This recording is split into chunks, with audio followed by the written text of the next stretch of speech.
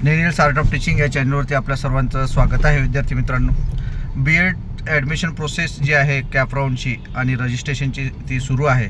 यामध्ये काही विद्यार्थ्यांना अडचणी येत आहेत. त्या अडचणी म्हणजे कोणत्या, तर कन्व्हर्जन सर्टिफिकेट, त्यामध्ये काही विद्यार्थ्यांचा अजून रिझल्ट लागलेला नाही. नागपूर युनिव्हर्सिटी फायनल इयरचा रिझल्ट लागलेला नाही. गोंडवाना युनिव्हर्सिटीचा रिझल्ट लागलेला नाही आहे. त्यामुळं विद्यार्थ्यांना प्रश्न पडत आहेत की आपण नोंदणी करायची कशी. विद्यार्थी मित्रांनो, पुन्हा 4 दिवस म्हणजे आपल्याला आता 16 तारखेपर्यंत ही जी डेट आहे 2 दिवस, आणि त्यानंतर पुन्हा 5 ते 6 दिवसाची दरवर्षीचं ही डेट एक्सटेंड होत असते, मुदतवाढ मिळत असते.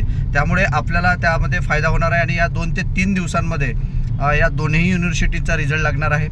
त्यामध्ये महाराष्ट्रातल्या इतर ज्या युनिव्हर्सिटी आहेत त्यांचेसुद्धा काही रिझल्ट लागलेले नाही आहेत. त्यात YCMचा सुद्धा रिझल्ट लागलेला नाही आहे. त्यामुळं या विद्यार्थ्यांना अडचणी येत असतील त्यांनी थांबायचं आहे, जेणेकरून तुम्हाला जरी चांगले मार्क्स असतील तरी तुम्हाला असं वाटत आहे की डेट जर वाढली नाही तर आमचा जर स्कोअर चांगला असून सुद्धा आम्हाला यावर्षी B.Ed करता येणार नाही आणि आम्ही या B.Edपासून वंचित राहू.